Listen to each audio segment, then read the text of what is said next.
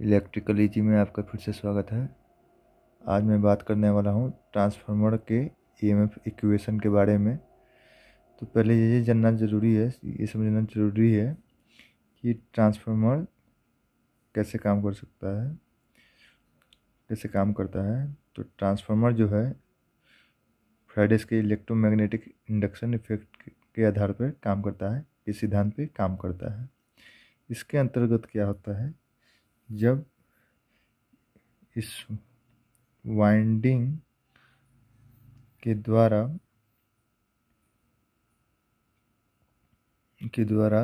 Current प्रवाहित किया जाता है, तो इस करंट के द्वारा इस ट्रांसफार्मर कोर में मैग्नेटिक लाइन बनती है। ये मैग्नेटिक लाइन जो है, इसकी प्रवृत्ति जो है, जो इनपुट सप्लाई की प्रवृत्ति होती है, अगर अल्टरनेटिव करंट है तो उसके हिसाब से मैग्नेटिक फ्लक्स लाइन भी अल्टरनेटिव मतलब कि वेरिएशन करने वाली होगी। और ये मैग्नेटिक लाइन वेरिएशन करने वाली होती है जो वो सेकेंडरी वाइंडिंग को जाकर डिस्टर्ब करती है। क्यों होती है डिस्टर्ब करती है? क्योंकि ये मैग्नेटिक लाइन वेरी कर रहा है, एक स्थिर नहीं रह रहा है, कम बेसी होता है। तो ये कम बेसी होता है किस आधार पर? मैग्नेटिक लाइन जो हमारा इसको एसी सप्लाई दिया जा रहा है उसके वेव फॉर्म के आधार पे। जैसे कि देखते हैं यहाँ पे ये अल्टरनेटिव करंट है, साइनसॉइडल साइन वेव फॉर्म। तो यहाँ देखते हैं कि हमारा एक साइकिल जो है वो दो हाफ साइकिल से बना होता है, एक पॉजिटिव हाफ साइकिल से, एक नेगेटिव हाफ साइकिल से। तो पॉजिटिव हाफ साइकिल में देखते हैं कि दो हिस्से होते हैं, एक बढ़ते क्रम, एक घटते क्रम। तो यहाँ पे रेड वाला देखिए, यहाँ 0 से ये बढ़ के मैक्सिमम तक जाएगा, उसके बाद फिर मैक्सिमम से 0 पे आएगा ये ब्लू वाला। फिर इसी प्रकार से आपका नेगेटिव में यहाँ पे 0 से नेगेटिव में मैक्सिमम जाएगा और उसके बाद मैक्सिमम से मिनिमम ब्लू रंग पे जाएगा। अभी यहाँ देखते ये हैं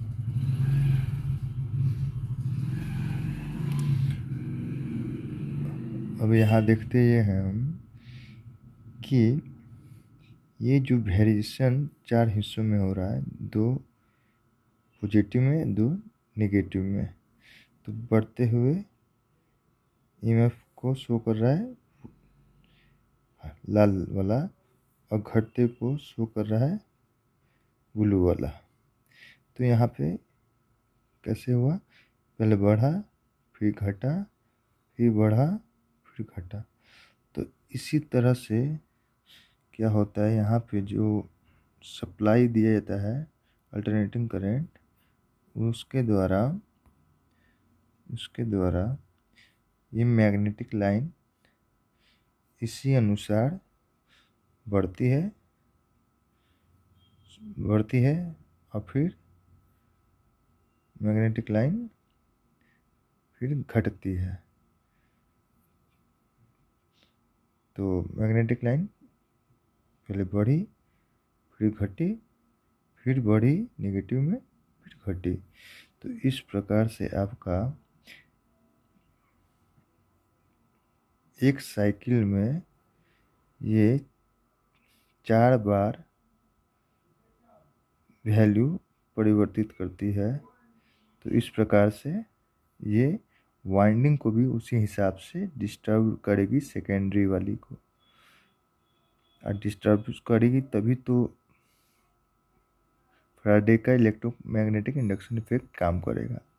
नहीं तो अगर इसके बजाय यहाँ डीसी दिया जाए तो वेरिएशन नहीं होगा, और वेरिएशन नहीं होगा तो ईएमएफ उत्पन्न नहीं होगा सेकेंडरी वाइंडिंग में, क्योंकि rate of change of flux linkage वहाँ पे जीरो हो जाता है, इसलिए ईएमएफ उत्पन्न नहीं होगा। अब यहाँ देखते हैं प्राइमरी में लिपिड को N1 डिनोट कर रहा है, प्राइमरी में ईएमएफ जो है उसको E1 डिनोट कर रहा है, सेकेंडरी में जो आपका लिपिड है उसको N2 डिनोट कर रहा है और सेकेंडरी ईएमएफ को E2 डिनोट कर रहा है। अब आते हैं इक्वेशन में, तो हम जानते हैं जो ईएमएफ उत्पन्न होता है ट्रांसफार्मर में वो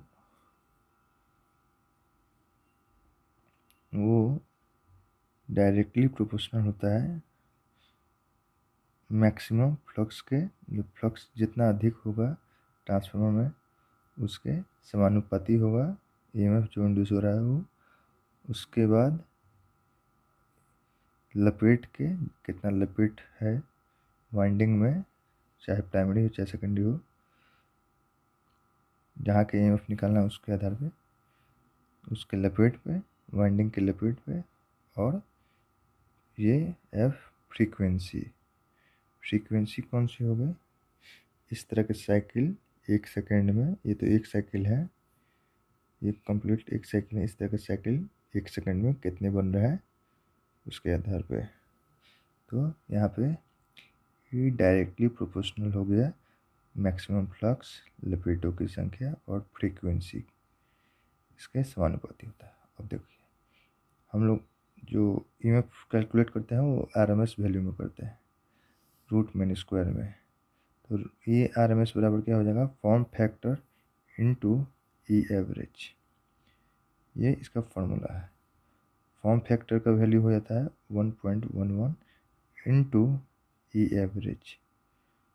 अब ये ई एवरेज कैसे निकला, तो ई एवरेज में समझिए पहले कि इसके एक वेरिएशन यहाँ से जो यहाँ उठा तब कितना ईएमएफ बना, मतलब हाफ साइकिल के भी हाफ में, इसको कह सकते हैं फुल साइकिल को 1/4 भाग में हमारा ईएमएफ पैदा हो रहा है। वो कितना हो रहा है, तो फ्लक्स, मैक्सिमम फ्लक्स, लपेट की संख्या, ये आपको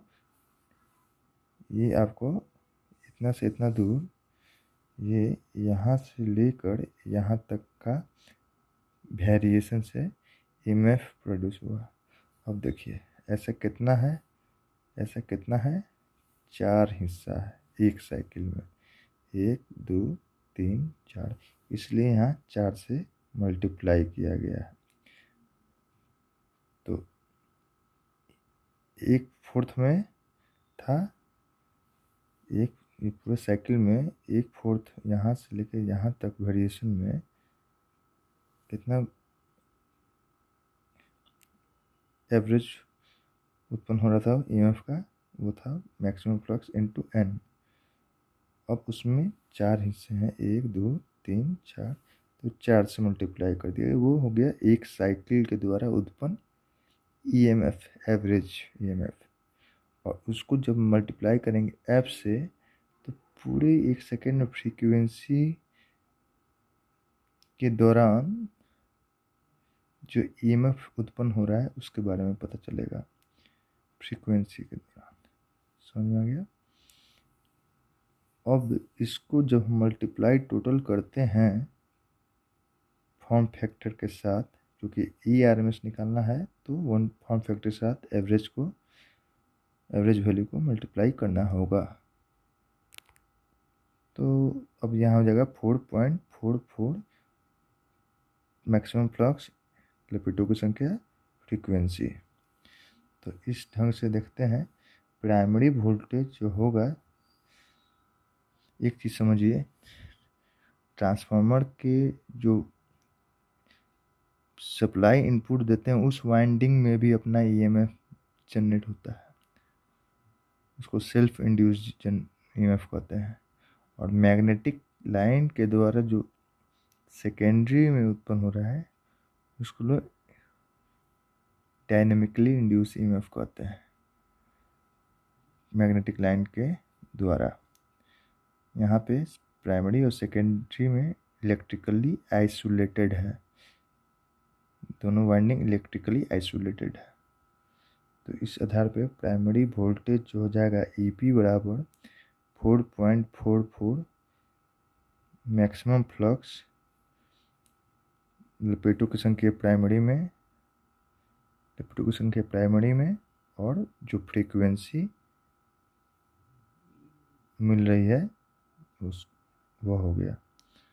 अब यहाँ मैक्सिमम फ्लक्स जो है वो प्राइमरी वाइंडिंग और सेकेंडरी वाइंडिंग दोनों के लिए एक समान होती है।